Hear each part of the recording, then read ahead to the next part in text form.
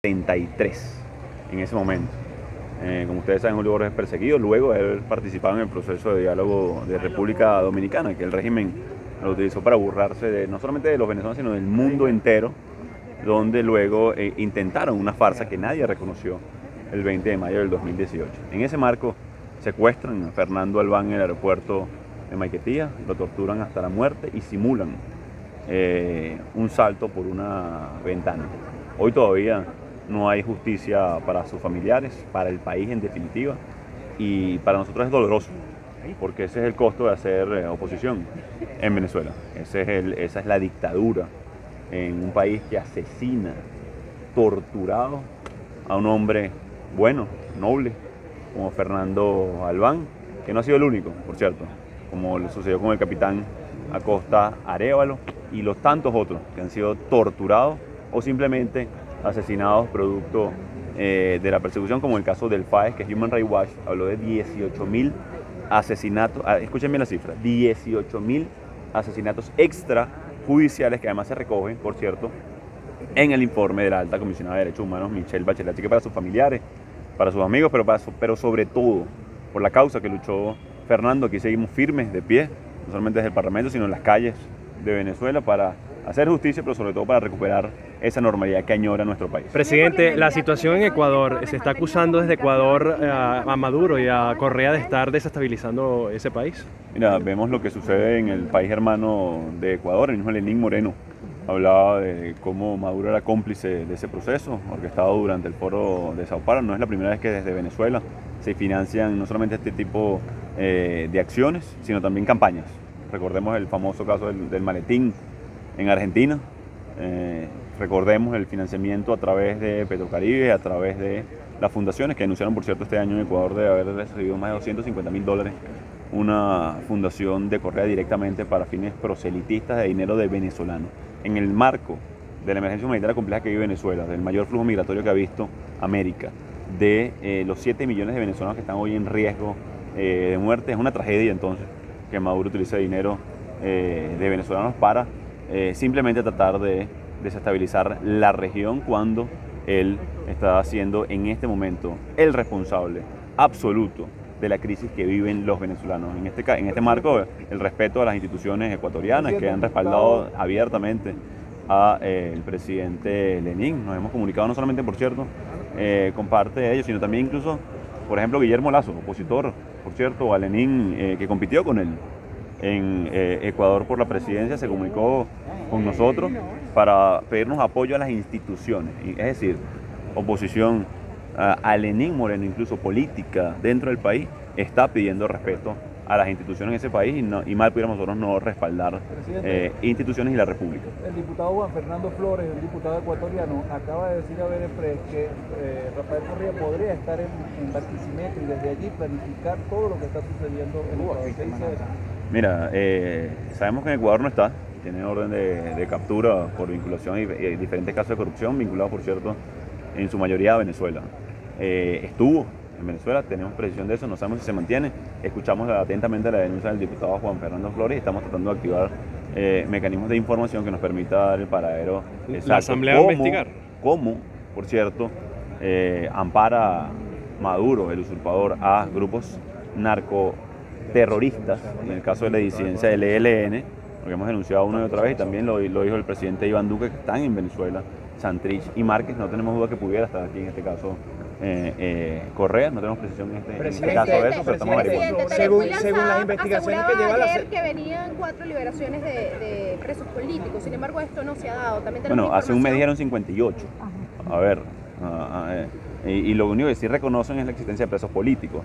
Ya ni siquiera cuidan la forma este régimen, ya ni siquiera cuidan. Antes los llamaban políticos presos, antes los llamaban juzgados, ya ni siquiera cuidan la forma, ya hablan abiertamente de presos políticos, los negocian entre ellos mismos y no cumplen entre ellos sus acuerdos, y hoy continúan presos más de 300 presos políticos en Venezuela, y civiles y militares, por cierto. O sea, sigue siendo la tortura una práctica a través de sus familiares. Hemos sabido que Rodríguez Torres tiene un cuadro clínico bien complejo, entiendo que han podido hablar con él, no tenemos más precisiones sobre el tema, pero de las entrañas del régimen no solamente persiguen a los que fueron, alguna vez los asesinan, o recordemos el directivo de PDVSA que murió tras la reja.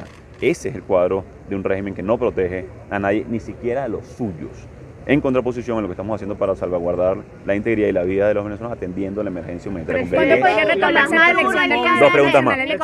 ¿Cuándo podría retomarse la elección del Consejo Nacional Electoral? Extendió la alerta naranja en la frontera e insiste en responsabilizar a Iván Duque de querer promocionar una guerra contra Venezuela. Quisiera saber su opinión al respecto. La única guerra que existe en Venezuela es la del Estado, la del régimen contra el ciudadano. Si ustedes ven palmo a palmo la situación de Venezuela, acceso a bienes y servicios, vayan, los invito a Maracaibo, incluso a Mañonga, en la carretera vieja Caracas-La Guaira, a minutos de aquí, a 10 minutos del aeropuerto internacional de Maiquetía, donde no hay luz, no hay agua, no hay transporte público, no llega ni siquiera el subsidio de alimentación que tanto prometieron desde el mismo régimen. Si hablas de 5 millones de migrantes que estamos solicitando estatus de refugiados, por cierto, para ellos, para facilitar el proceso de papeles en cada uno de los países que están llegando. Si hablas, además de la emergencia humanitaria compleja, de la contracción de la economía venezolana, 65% en 6 años, solamente puedes comparar eso con Siria. Es decir, lo que denuncia Nicolás Maduro es la consecuencia salvaje de la ejecución de su régimen, de la mala ejecución de su régimen. Solo pueden comparar lo que está pasando en Venezuela con países que están en guerra o han estado en guerra, una situación de posguerra inmediatamente. Así que aquí no hay ninguna posibilidad de guerra con un hermano país como lo es Colombia. Aquí la guerra que está en curso es la del régimen, la de la dictadura, en contra del ciudadano, del aparato productivo nacional, de restablecer nuestra economía, nuestra tranquilidad, nuestra normalidad, que es en definitiva lo que queremos todos los venezolanos. Así que las fantasías del régimen para tratar de agrupar a lo suyo, para tratar de exacerbar la moral de la Fuerza Armada, cuando ellos también están sufriendo lo que está pasando en Venezuela, no va a funcionar. Y si es para distraer la atención, ya no lo logró, porque el chiste repetido no da risa. Entonces ya esa etapa pasó, y lo que es una burla internacional lo que hace en este momento. ¿Cuándo podría retomarse la elección del Consejo Nacional Electoral? ¿Han conseguido campamentos irregulares en territorio venezolano? ¿Cuántos? Si los han conseguido. Ajá, ¿y cuándo podría retomarse la elección del Consejo Nacional Electoral en la zona? Última pregunta con respecto a lo que llaman los overcompliance, es decir, los sobre estimaciones de medidas. Estamos trabajando para que las liberen y no afecten en definitiva al ciudadano. Estamos trabajando directamente no solamente con las empresas de software, sino con todas las que puedan permitir que el ciudadano pueda tranquilamente activar sus derechos. Estamos haciendo las gestiones, espero que en los próximos días se pueda liberar esa medida, porque en definitiva no tiene nada que ver con el ciudadano común y lo que hizo y generó Nicolás Maduro Moros. ¿Han conseguido campamentos irregulares en territorio no solamente campamentos irregulares, lamentablemente.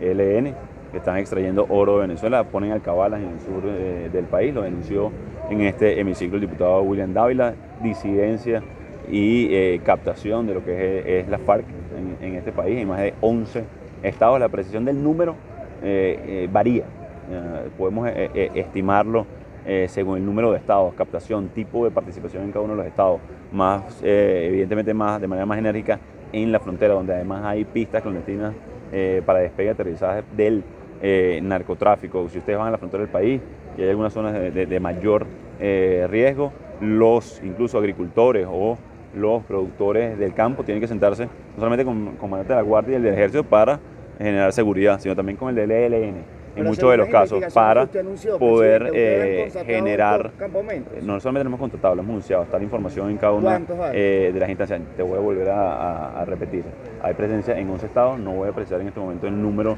de campamentos, se cuentan a por decenas, sobre todo en este momento en la frontera, donde los más vulnerables de nuestro país también están siendo sujetos de captación de estos grupos irregulares. Alguien que gana $2 al mes o menos, que tiene que mandar comida a su familia en medio del desespero, también puede ser víctima y presa de este tipo de grupos para engrosar las filas de estos irregulares. ¿Cuándo podría retomarse el tema electoral? Estamos trabajando en eso. Declaraciones del presidente encargado de